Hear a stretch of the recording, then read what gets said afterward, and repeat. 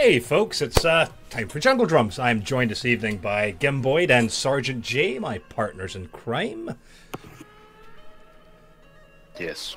Hello. How we doing, gents? Aside from it being a really hot day today. It's too hot.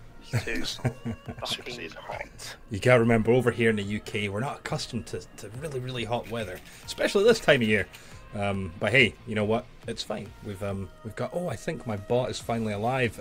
They were doing some things to the API, I believe. Yep. Okay. Good. I was not panicking, but I was like, oh man, that's a shame. My bot had my chat bot had died. I believe because the developer was updating the API, and there's a reason why he was likely updating the API, and that's really what the first bit of news is about.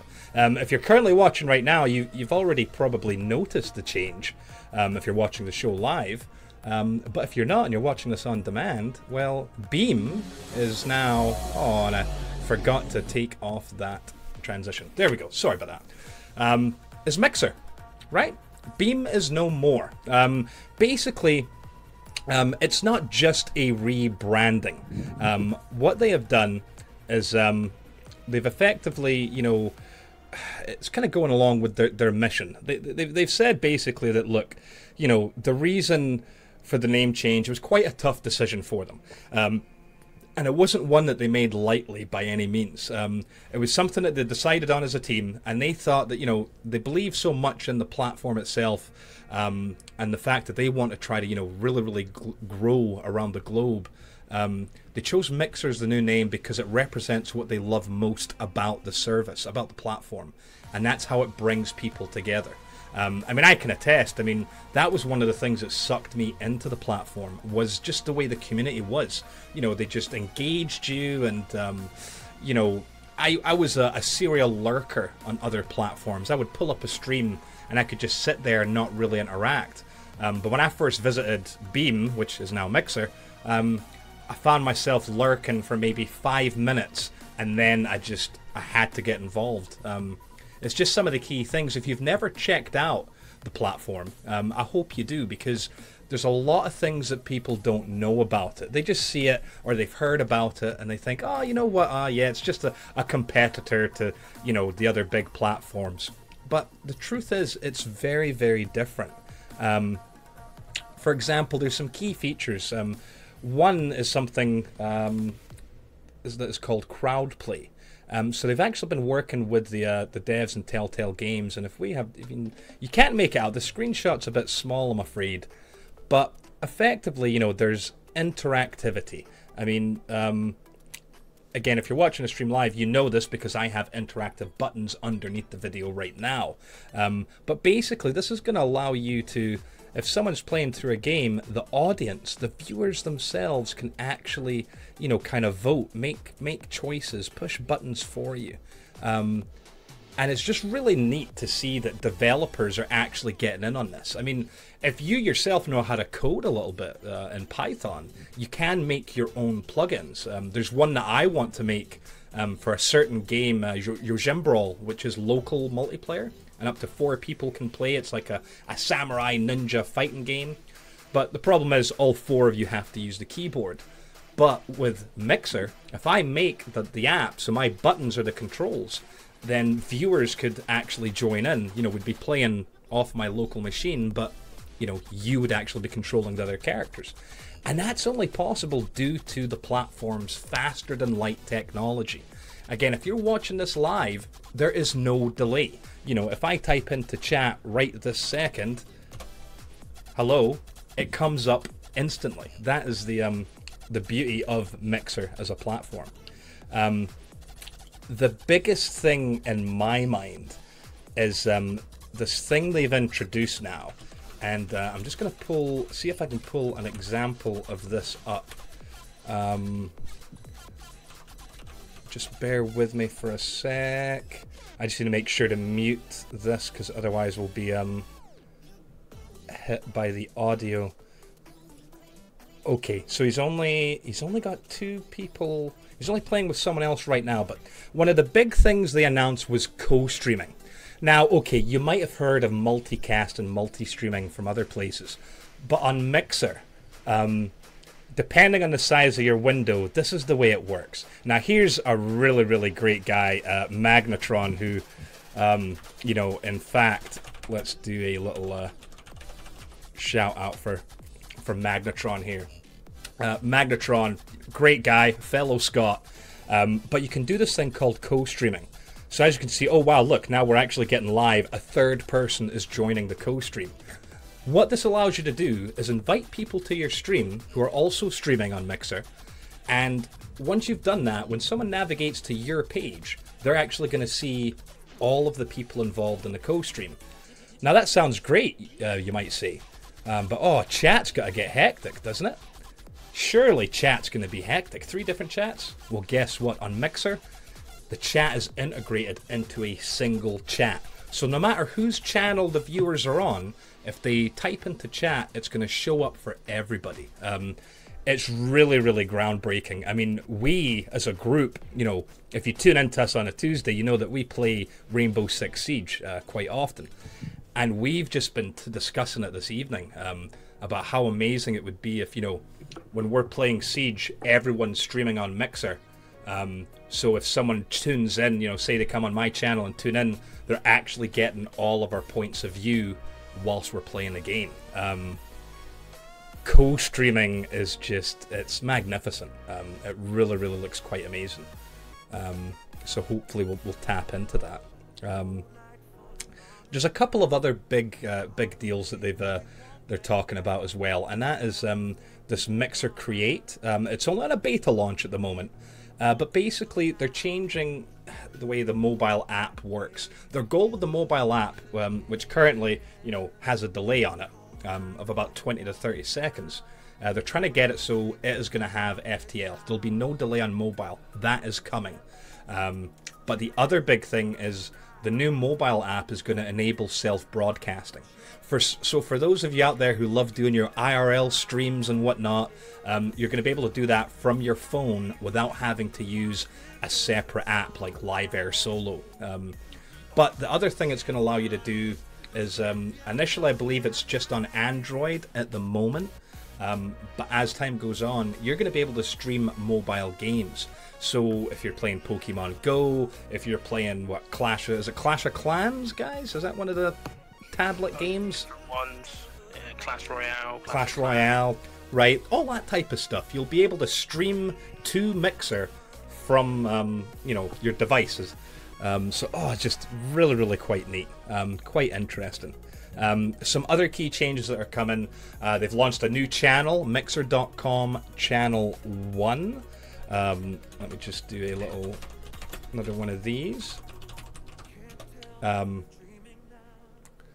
Right, it didn't actually pop up with the graphic, but that's fine. Oh no, because I don't have it on that page, I don't think. That would explain that. That's fine. But anyway, Channel 1 is an always-on moderated channel of content that lets you see what's happening across Mixer. They're going to have, you know, basically big title releases, live stream events, tips and tricks, esports updates, and more. There's always something going to be on Channel 1. And the way that they're marketing it is saying that, look, it's going to be a great first stop for new visitors to see what's out there and to kind of get acquainted with what Mixer has to offer. So if you've never came over to the site, if you've never checked it out, that's going to be a good place to start. You'll be able to kind of get an idea, you know, of what's going on, what's happening. And for those of you that have an Xbox, soon, it's only been launched to Xbox Insiders right now, but the rest of us are soon going to see a Mixer page on the Xbox One dashboard. So this is going to, just by chance, Gim, because are you still an insider on Xbox? Has that popped up for you? I'm in one of the insider tiers. I haven't got my Xbox on at the minute, so I can't check right now. Okay. It just sounds to me like as if it's going to be another tab that we've got basically on the dashboard, like a separate page. And so that what's going to happen basically is the Mixer page is going to feature, you know, unique, popular, and engaging streams that are broadcast on Mixer. And they're actually going to be curated by the team. So it's not just going to be random, allegedly. I'm sure there's going to be an algorithm there somewhere, but, you know, allegedly it is going to be curated. And so they're going to try to showcase all the different type of content the Mixer has to offer. And so that sounds really, really quite cool. One of the other big announcements they made is their coverage for E3. Xbox coverage, right? E3 is June 11th to 15th this year. And so Xbox, if you're like me, I know every year I watch E3, the Xbox stuff, usually from my console. But this year they're going to actually be broadcasting at E3 in 4K Ultra HD. And the Mixer broadcast itself is going to be in 4K. That's great if you have a 4K AV setup.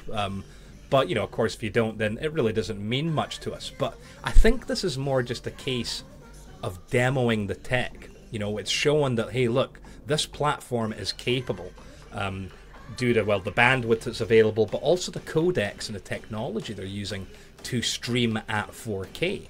And if you believe some of the things that we've seen, and we even discussed this briefly in Jungle Drums before, it looks like there's a good chance that Scorpio, the next console coming from Microsoft, is quite likely going to be able to stream natively at 4K. So I have this feeling there's going to be this race to 4K between the different streaming platforms. And, you know, without trying to sound biased, I believe at this point in time, it looks like Mixer is probably ahead of the game in that regard. But yeah, there's all sorts of things that are coming. I feel that Mixer, well, back when it was called Beam, has been fairly low key. Not a lot of folk knew about it. Some people discovered it by accident or heard maybe a little bit about it through like Xbox News and whatnot. But I don't feel they've really marketed themselves as much as they could. But I mean, I don't know about you guys, but it seems to me like it must be Microsoft that is really trying to kind of drive this up and push things a little bit more. You know, I mean, what other types of things can they do to try to push this, you know, more than what they've already done? I'm really too sure, to be fair. I mean, I had a discussion earlier with Nate about esports, and it's interesting that in their blurb they did talk about coverage of esports. I mean, it just makes me wonder if Microsoft's going to spend some money and try to get some exclusivity to maybe certain leagues.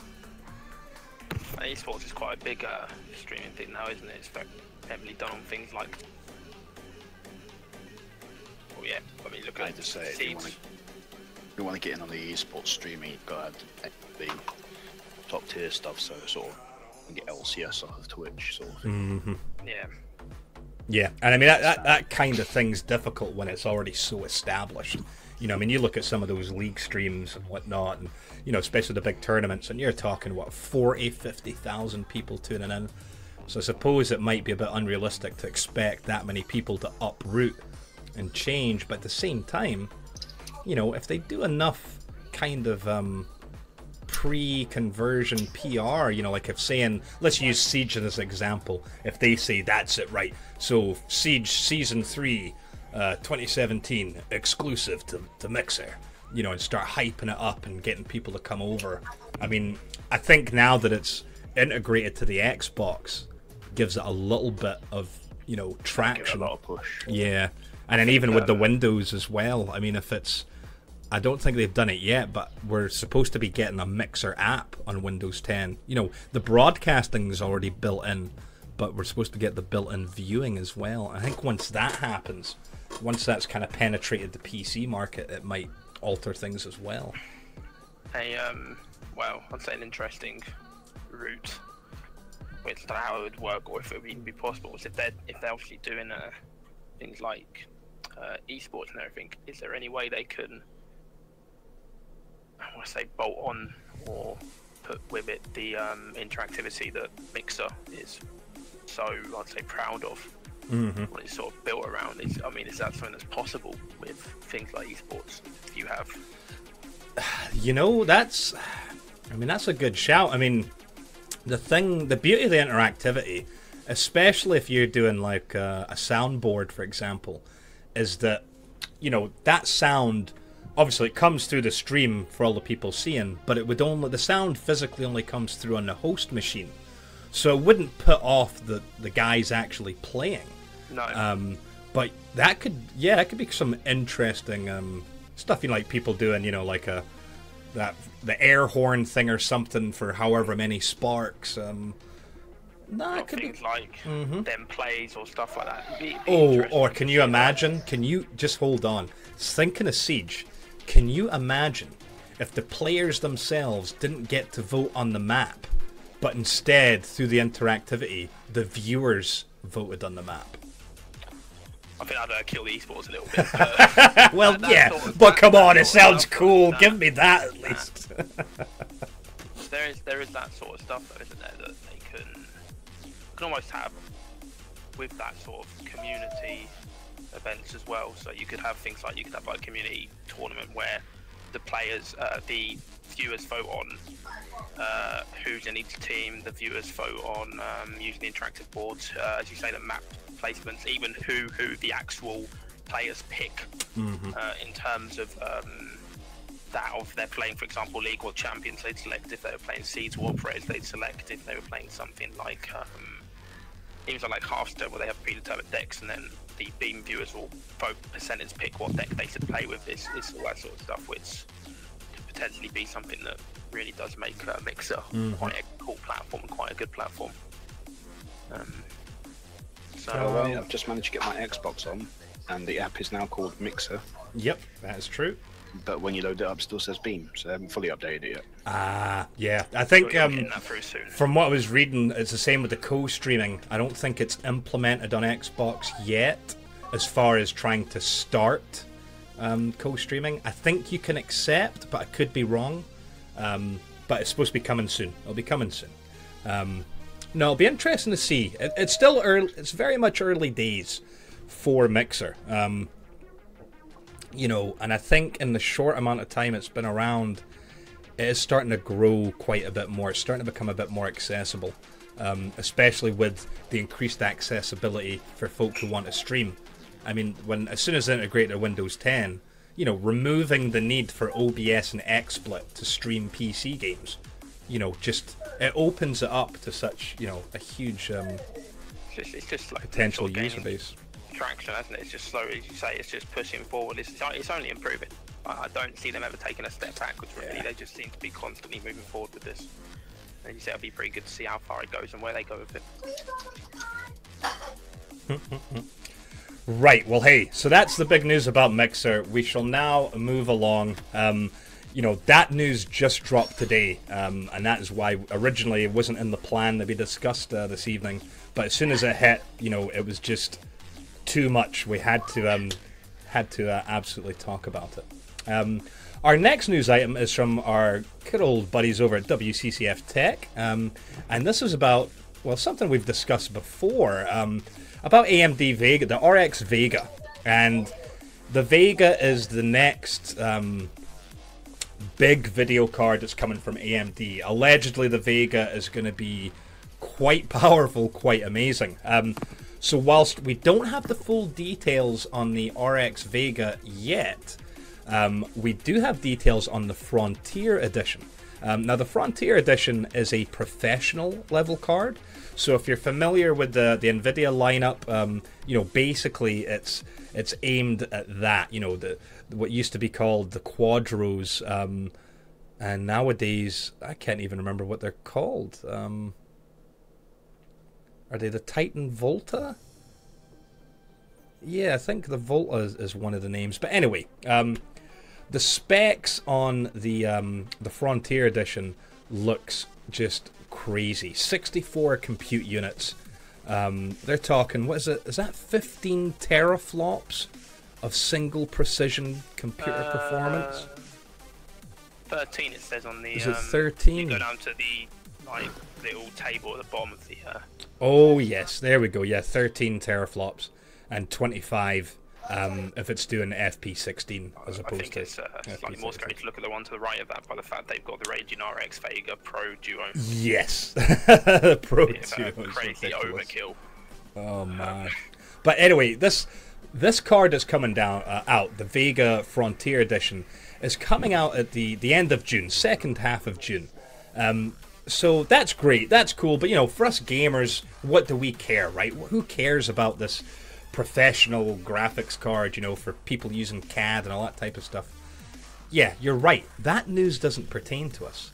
What's interesting is the AMD CEO said, whilst he was talking about the Frontier Edition, is that the gaming RX Vega is launching very soon after Frontier. So it should be out by July at the latest.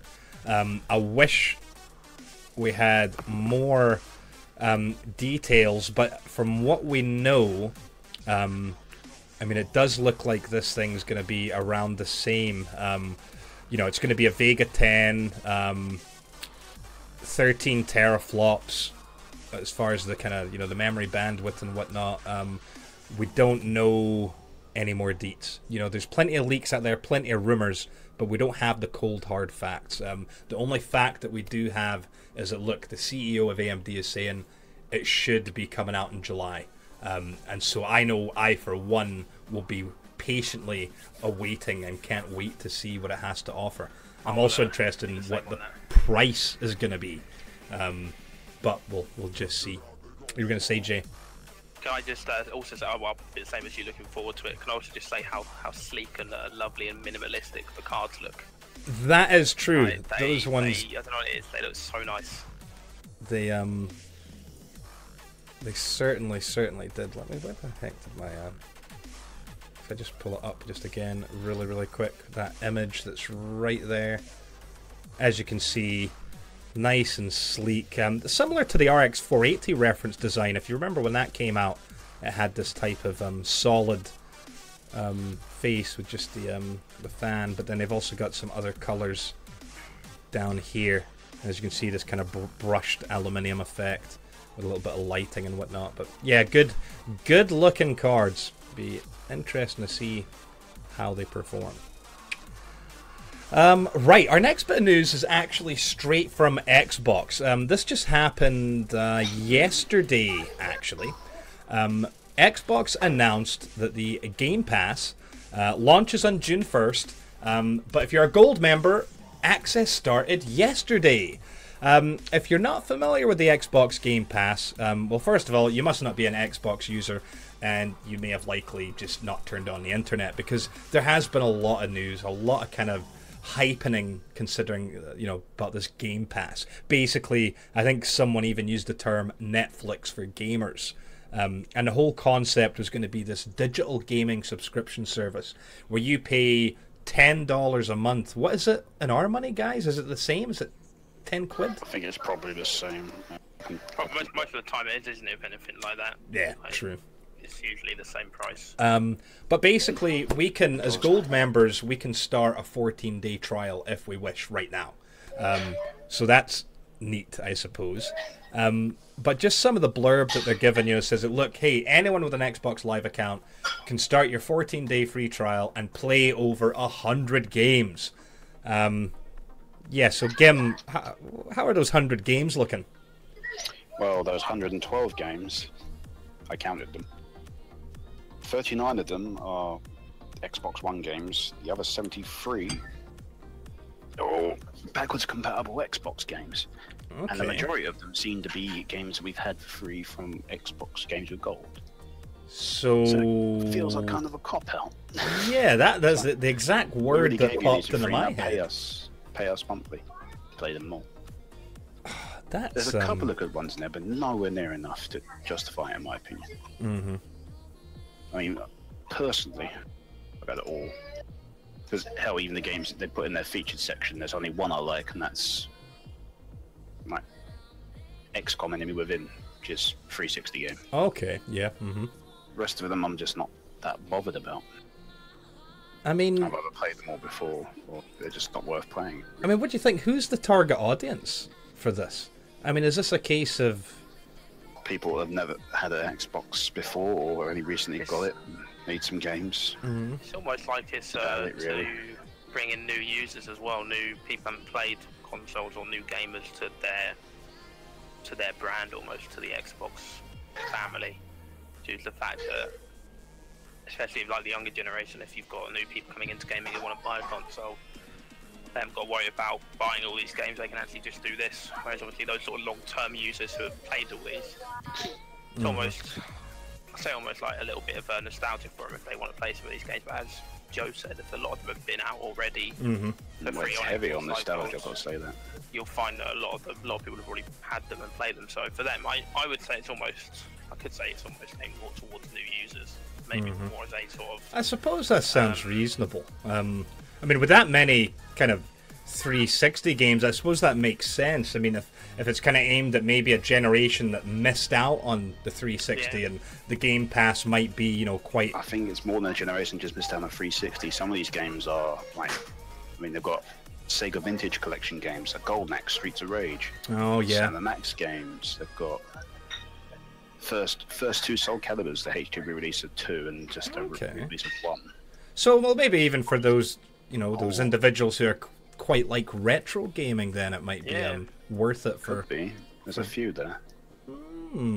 But They are trying to target all sort of audiences, but because they're trying to get everyone, it sort of is all over the place.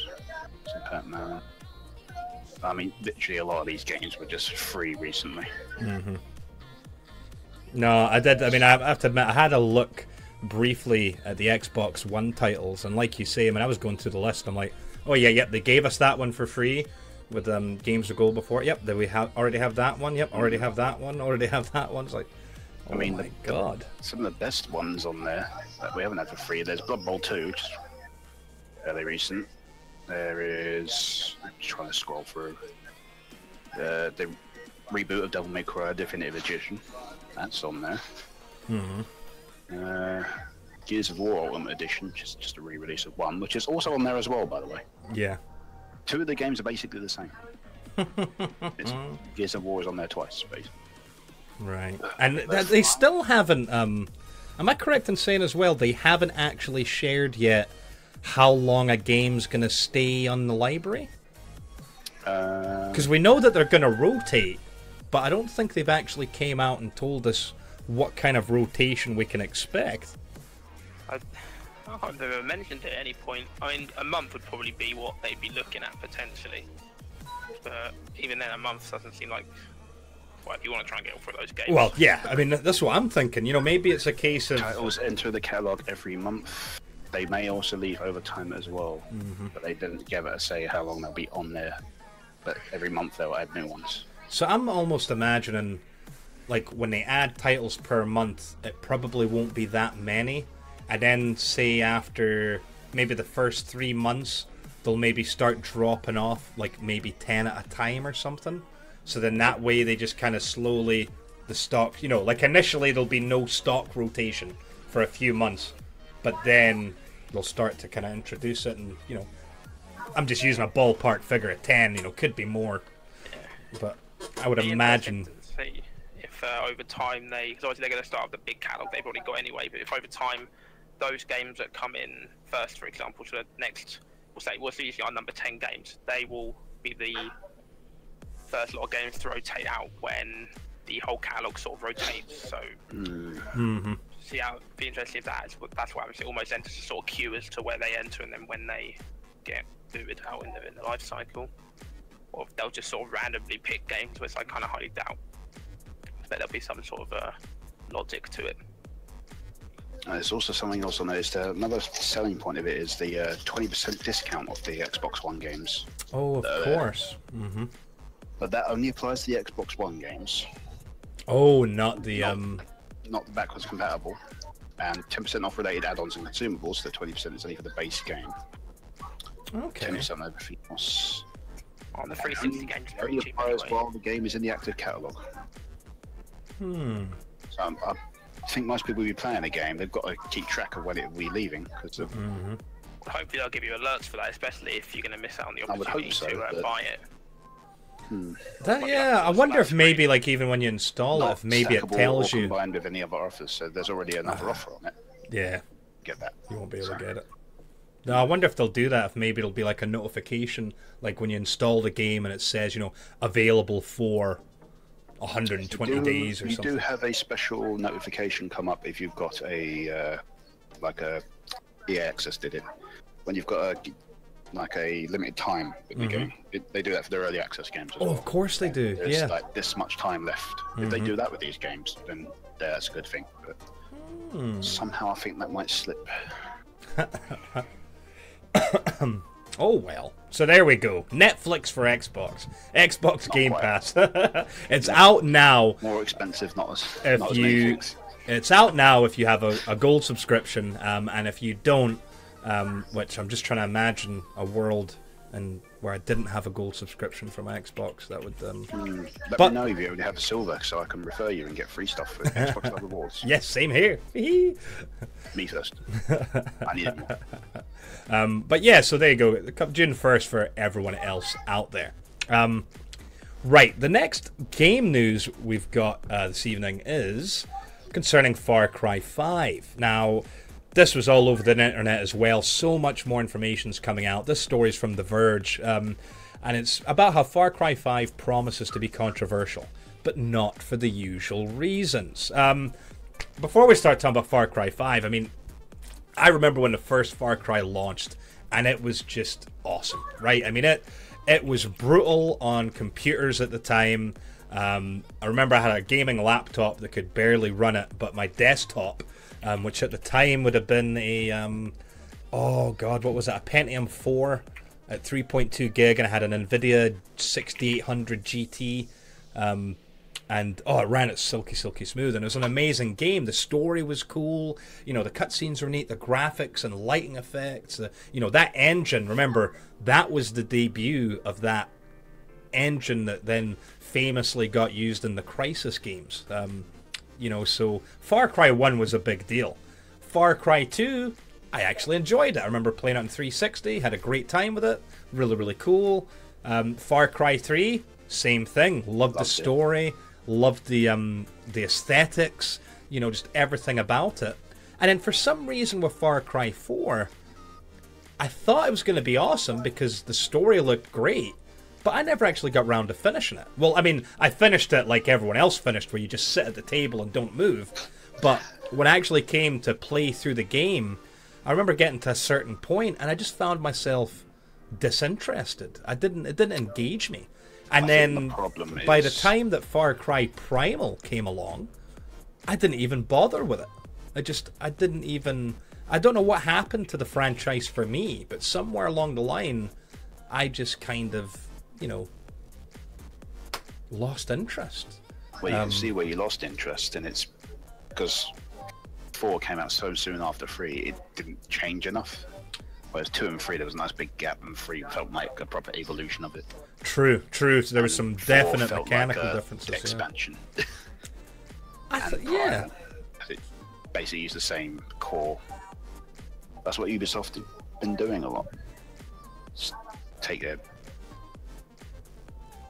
the sort of general basic core of an idea for a game, and then just like, it's an Assassin's Creed, it's a Far Cry, it's this. Got your towers, got you this. They even did a driving game that had towers you had to get to reveal the map. Yeah. What about you, Jay? Did you play many of the Far Cries over the years? I played the first one on PC, and I absolutely loved it. I actually never got around to completing it, which has really annoyed me. Blasphemy! When I was I remember playing it at one point, getting up to a certain point, and I was quite young at that point. I got fucking fed up with it. Came back to it and got further. I might have completed. I can't remember though. But I never played any more after that. But the first one was absolutely amazing. I really enjoyed the first Far Cry. I found it really hard. I found it difficult. As you said, for the time, the graphics on it were great. The gameplay on it was great. But I never sort of touched the other ones though. Oh, okay. I just realised we forgot to mention the best Far Cry game, which is Blood Dragon. Oh well, yeah. Blood Dragon is. Forget. I keep meaning I've got it. on the Xbox. I've also got it on PC, and I think I may have bought it twice. I've just still never got around to playing through it because of just other things, other games and whatnot. But I really need to, one of these Sunday nights, once I get through my other list of games, that'll eventually be a Sunday night thing. Will be definitely Blood Dragon. I'll load it up and play it again. It's backwards compatible as well. I might have to work my way through all the Far Cry games at some point. I tell you what, they were good. They were good, Jay. I mean, what about yourself, Kim? Did you play all of them or most of them, or? I missed the first one, played 2, and 3 I really liked, and Blood Dragon, of course. But 4, because it looked so much like 3. Yeah. I didn't see the. Enough didn't change for me to want to buy it. Yeah, I mean that's fair enough. That's fair enough. What's interesting about 5, when you think about the journey of Far Cry, what we've done, and we started off on a crazy exotic island, and in the second one we were somewhere in some kind of hey Kronos, how you doing, bud? You know, we're in some kind of weird place in Africa. Then 3, obviously we were, oh god, what continent were we in 3? Was it South America? Somewhere in the jungle for 3. Well, in 3 it was an island. Was it an island as well? Yeah. Okay. Then obviously 4 was, well, this kind of Tibet Himalayas thing. basically. But for 5 is a homecoming. It's actually set in the States, in Montana County. And if we look at this image again, just really, really quickly, you know, it's a bit hard to see because it's obviously, you know, not full screened here. But if you look over here in the top left corner, there's what looks like a little chapel with its own flag above the American flag. The actual guy himself has a, if I just circle this here, he's got like a form of, you know, the same kind of collar that a minister would have, except his is all black. And even his body language, his arms, you know, are outstretched like a minister would be. And then you've got these kind of, well, gun-toting fanatics or whatever the hell they are. But it just seems really, really interesting. That image itself, you know, is this recreation of Da Vinci's The Last Supper, right? And then it's got all this kind of iconography kicking about the place, and it just looks really quite strange. I mean, is this game going to be about trying to quell some kind of strange cult? Really, really quite interesting. You know, in the past we've been up against, you know, horrible militias or evil enemies and whatnot, but now it's this concept of being back in the States and you know, just dealing with some kind of cult, so to speak. I mean, what do you guys think? Is this going to be enough of a reinvention to make Far Cry 5 just, you know, blow up and do well, or? It depends what else they do, but doesn't it really? It's not about, well, it is about obviously the sort of story and where they're going with this, but see, as Joe said, will it have changed much? Will it have? I'm looking for. Well, I think one of the, because I mean, one of the key things when you look at the series in the past, aside from the first one, okay, was wow, what background noise there. A lot of you know, the first one obviously had the militia type paramilitary folk, but then the crazy, weird, evil things.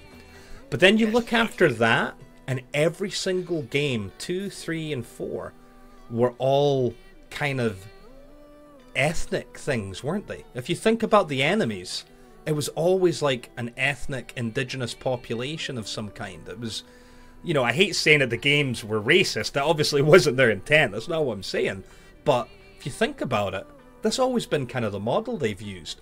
And so one of the controversial things about Far Cry 5 is that they're using non-military Americans, white folk, as villains. You know, and that's quite significant. It's depends what side you take. A lot of folk, are saying that, oh, this is horrible because that's what happens nowadays. American citizens, we're target number one all around the world. This, that, and this. Last thing we need is now a game about Americans, killing more Americans. Blah blah blah blah blah. That's one extreme of the view about the game. But then, of course, some other views concerning Far Cry 5 is, is this going to be trying to compare, is this, I hate using the word piss take, but is it like a kind of, being similar to Scientology or some other type of, organized religion? We just don't have enough context. We don't know how culty or how extreme, the game setting is. I don't understand why there's a lot of controversy about this, in all honesty with you. I really do not. As you say, they've got all these other games with different sort of ethnics as the bad guys. Why does this matter? Why do people... So I obviously understand all the sort of the way the world is at the moment, but why does this matter? Why is it that big? Because Americans are the good guys. Well, this is... Gim kind of hits under there. It's difficult to understand on this side of the pond, Jay. But I mean, honestly, when you think of how over here we have national pride, so some people do. But honestly, someone who lived in America for, oh God, how many years was that? 12, 13 years, who actually served in the US forces for 8 years.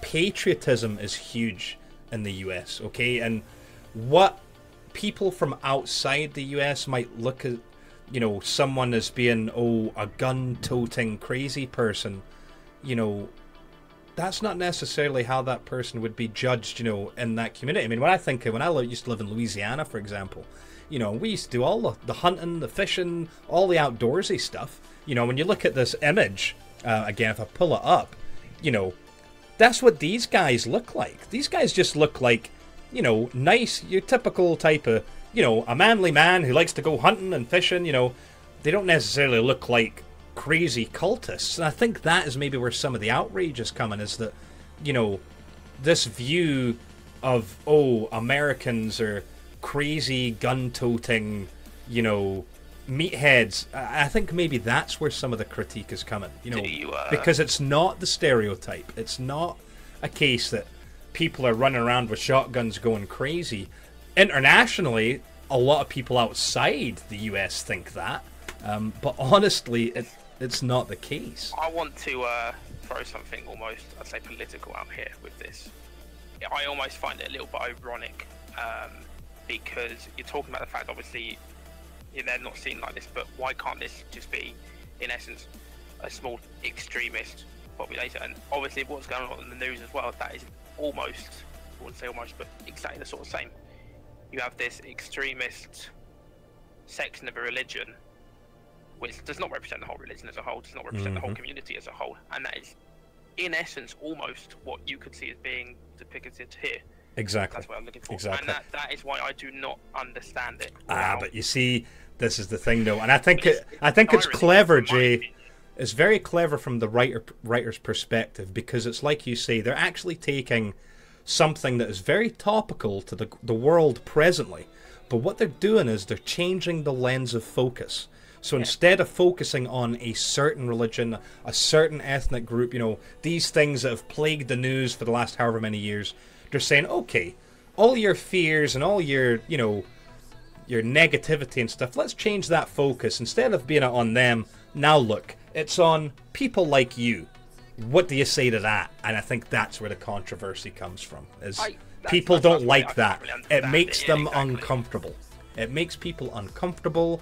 They don't like to think about things like that, because let's be honest, a lot of people out there that don't have, the ability to see things from other people's points of view, this is just so abhorrent to them, thinking that, no, wait a minute, there's a difference between us and them. There's a difference between me and him. But when you do this, when you flip the tables with this type of clever, I keep using just this, using a different lens, that's what shakes at people's core. It just challenges their kind of, their outlook. because it's real easy for someone to villainize people who are a different creed, a different color, from a different country. That's super easy for people to do. But the minute it's not, and it's someone who, you know, is the same as yourself, sounds like you. Yeah. You know, it makes people extremely uncomfortable. And I think that's why this is so controversial. It's because you can see similarities between yourself and them, and them. That's why looking from it, I can understand where you're coming from. That's why looking at it, I can't understand Ace, you're right. why people are being like that about it. Because as you say, it's again, Jay, I get you. It's mindset. It's different. I mean, it's all around the world, or the way that our subcultures work. You know, when you think, especially you guys down there living in and around, you know, the greater London area. I mean, you're so used to so many different cultures, so many different creed. You know, you're just used to human beings. But then you have to remember there's some of us in the world that are really quite insular. I mean, look at my second wife. You know, she was from way far east of Russia, and it was quite insular there. They didn't have outsiders. They didn't have people who weren't this religion, who weren't this color. And the minute she started interacting, you know, it was like an adventure. She was one of the smart ones. She wasn't nasty or horrible, but it challenged her beliefs. Even things like sexuality was really quite difficult for her and the people in her part of the world. You know, because I had these discussions when I went over there, and they just could not wrap their head around it. And again, that's just because of their subculture.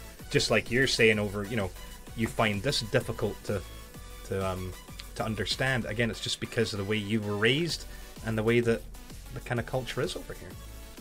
I honestly completely understand that. It's like I said, it's just from my point. It's you look at things like films that are done as well. You'll always have that crazy. I could always sometimes say American, but then you do look at some of the stuff they do. I think it was I can't remember what the film was. One about with Bradley Cooper where he played the sniper, American Sniper. Obviously that one they were very sort of make sure he it doesn't really go against the sort of patriotism he was talking about, like make sure it doesn't show him in a bad light kind of thing. Yeah.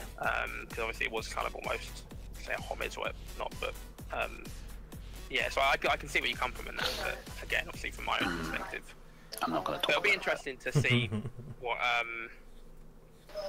what comes of this as a whole. With once we know the sort of proper storyline of it. Yeah. I mean, there's no doubt that is. We're in Montana, so I'm assuming there's going to be more skinning of animals, because that seems to be Far Cry's thing now. You kill animals and you skin them, and guess what? In Montana, yeah, there's plenty of beautiful wildlife up in the hills and the forests. Beautiful weapon holsters. I'm pretty sure. I think my stepdad owns land in Montana, or no, maybe it's South Dakota. I don't know. Anyway, one of those. Right, just deep in America. Right, let's carry and kick on with some more news. This one's quite pertinent to us because, you know, we play Rainbow Six Siege quite a bit. So this is, again, anyone who plays Siege, this isn't new news for you. But for those of you that don't, this could be quite interesting. This is from Express, actually, a newspaper over here in the UK. And basically talking about Rainbow Six Siege Operation Health. What they've done, we were supposed to have started a new season. The way Rainbow Six Siege does things, it breaks the year down into 4 seasons. And during that season, if you're playing ranked, you try to get a certain rank, right? You try to get up to whatever it is, double, triple, platinum. Yeah, that's a good point, Seer. Quite possibly. You know, they did it in 4. Why not do it in 5?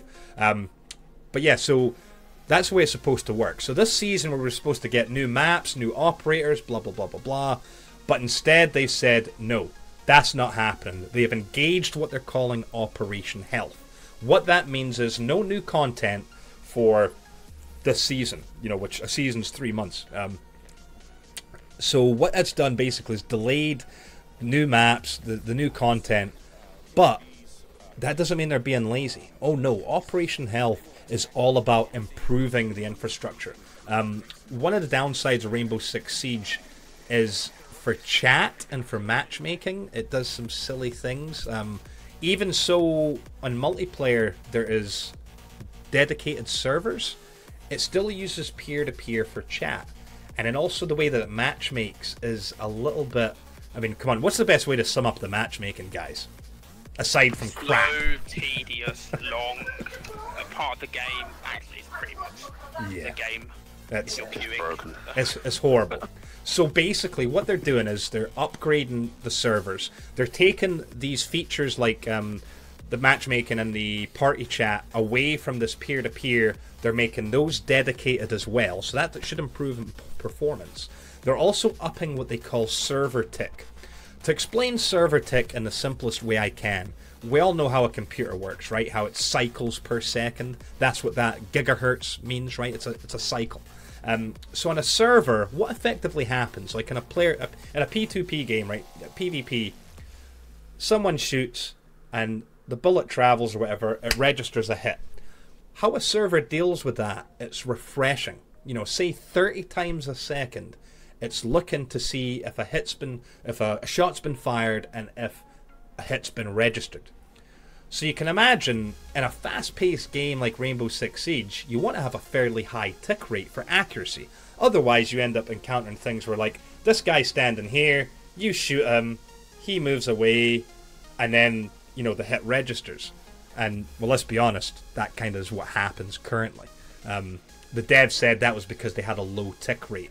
They didn't mean for that to happen, but it's the way it did. So they're increasing that tick rate, so we should notice some severe changes, some big improvements.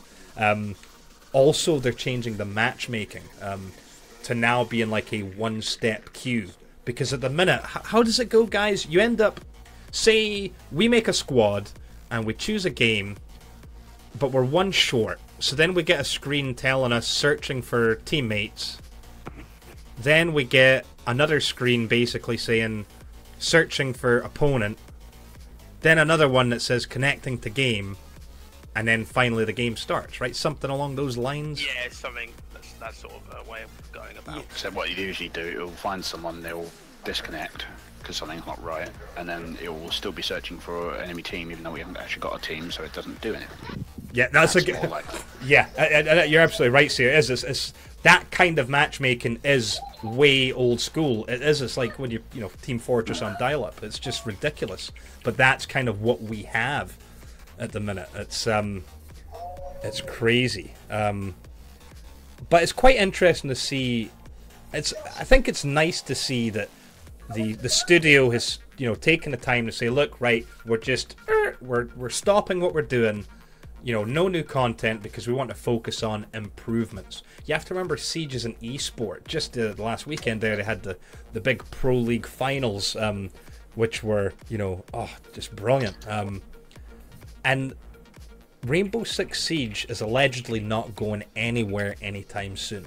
They have no plan. Well, they've actually came up and said, look, there's not going to be a sequel at this point in time. They're planning to try to just increase the game. They're not going to introduce new game modes. What they want to do is new maps, new operators. I think one of the devs said something like his goal was to have like over 100 operators to choose from or something. That might be a bit much. That would be a bit much. But that'd be too many. We'll see. We will see. So hopefully over the next few months, we're going to start seeing these new benefits of Rainbow Six Siege, and can't wait. If it's gonna improve our playing experience of the game, then bring it on, I say. I think what's good about it as well is that they haven't they have obviously extended their roadmap, but the fact that they've got rid of what was essentially going to be a separate season with the I believe it's the Poland operators, and they've now moved those in, just shows obviously the fact they acknowledge that this is an interruption of almost, I'd say, services, although they're obviously improving their core services. It's nice to know that they are sort of going, right, we'll reduce the seasons now because of the fact that we're having to interrupt this. Obviously, it's for our benefit anyway. I don't think anybody that plays Siege a lot will be complaining about it, really, because there's a lot of quality of life changes that are needed and that are good. So, quite right. Right. So I think we've got time, just enough time, to talk about our last news item, which is from ZDNet. This is I'd heard about this last week. Was it last week? The week before? But we didn't cover it. We were talking about other things. If you recall, 2 weeks ago, we were talking about AMD's Whitehaven, which at the time, that was the code name for it. That has now been updated, and it's called Threadripper. And that was the 16-core, 32-thread killer of a CPU that is coming from AMD. Hey, you're welcome, sir. You know, if you're going to be sitting there, man, gotta give you a shout out. If you ever want to watch someone who... I mean, I used to think I was decent at Forza, and still, until I started chasing Sears ghosts on Rivals. Yeah, I need to get back into that game. I need to improve. But anyway, I digress. So Threadripper looks amazing. We don't know the price of it, but it looks like it's going to be ridiculous. Well, guess what? Intel, you know, they're not just going to roll over and take it. They've announced the i9. The i9 is coming. If I scroll down here just quickly, you will see what is happening here. They're bringing up this whole launch of new processors in the X range. And so these things are going to be silly. I mean, look at the amount of... the cache size isn't as big compared to the new Ryzen ones, but it's the cores. You know, an i9, the top of the line one's a 12 core with hyper threading, obviously, so 24 threads effective. Then the tier below is 10 and 20, then 8 and 16, 6 and 12. These are high-end chips. These are aimed at big workstations, but also the hardcore gamers. There's a lot of streamers out there that'll use these Extreme Edition. Yes, we will. We will work something out there, sir. We will, I promise. So the i9, you know, is going to be the new top of the line from Intel. But basically looking at their current, what is it, the 6950, I think, is their current crazy 10-core hyper-threaded thing, so it's 20-core. And that's like over 1,000 for that chip. So what in the hell are these things? If an i7 costs that much, what's an i9 going to cost? I mean, what do you think? Is this... Well, should AMD be worried? Or if Threadripper is going to come in at a price under the i9, you know, I guess it comes back to performance, you know, which will perform better. But, you know, I think... I'm getting caught up in a lot of these little things here, but I think the main aspect, the key thing here is, look, once again, we've got competition between AMD and Intel, and that's what makes me happy. When you think for the last few years, if you were serious about gaming or serious about creating video content, streaming, YouTube, all that kind of stuff, you got an i7. That was it. You didn't even mess with an AMD chip. And it was the same with the video cards as well. If you wanted the absolute best video card, you bought NVIDIA. And that's the way it's been for the last couple of years. Yeah, some of the AMD cards were reasonable, but as soon as the 10 series came out from NVIDIA, they've blown away everything from AMD. But now with Vega coming out, with this Threadripper coming out, it's just nice to see this competition again. This is what the industry needs. This is what we as consumers need. We need that competition between the two. We need to have choices. You know, be able to say, I could go with the i9, but guess what? You know, the AMD Threadripper, that looks pretty cool, and hopefully, I'm going to save a couple of £100. We'll just see. We'll just see. I mean, I don't think any of us are going to be in a position to buy an i9. I doubt. Unless you win the lottery. Could happen. Dreams can come true. It does almost show, though, that Intel might look like they are threatened by AMD. Again, as you say, with all this competition, with the fact that this is almost sort of come out of, I would say, nowhere. But this could have been in the pipe quite well, but it's come out as AMD have obviously, as you said, released this, what was Whitehaven, now Threadripper and everything, and it's quite nice, as you say, as well, to see this sort of competition. Yeah. For me to know, for me personally as well, to now look at going, oh, I might actually build an AMD system. Might be quite interesting to tinker with.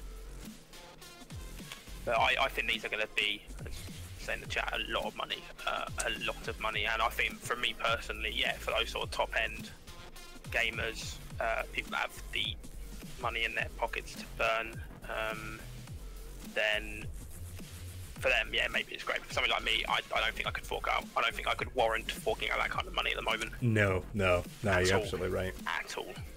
No, just a bit too much. But albeit, well, I think, you know, this type of stuff, for those of us that are into, you know, the kind of extreme builds, and we like seeing what people come up with, I think the months ahead, this year's going to be quite amazing, because we're going to be able to see, you know, like these top-of-the-line i9s with whatever 1090 Ti X edition NVIDIA come out with, you know, against the AMD Threadripper with Vega. You know, that's what I want to see, the AMD and AMD, you know, combo going against the Intel NVIDIA. Because if that's, you know, I'm not expecting like an all-out wipe on the floor with them, but if we can see some actual reasonable, you know, competition, I think it's going to be great. I think it's going to be great for the industry. It'll be great to see what these what modders and everything do, and these people that really do test the limits of these systems and have benchmarking. It'd be great to see what those comparisons will be and what they can really force out of these compared to previous generations. And as you say, there's a whole entire comparison between the two, and it'll be great to see, as you say, hopefully in this upcoming year, what is going to happen with that. Yeah. Well, that is it. We actually got through all of our news items this evening. We only overrun a little bit. Yeah, only about a minute. That's not bad. We always try to keep things at about an hour, so we're bang on almost. Well, gents, again, thank you so much for joining me this evening. Always a pleasure to chat with you. It's a pleasure. And as always, you can catch us here on the Mixer every Thursday at 9 p.m. GMT for Jungle Drums. Or if you're watching this in other places on the internet on demand, you can always point your browser in that direction and watch there if you can't make the live show. All right, guys and gals, that is us. You have a great day as well, Seer. It's evening time for us, so we don't have much of the day left. And we will catch you later. Thanks for watching.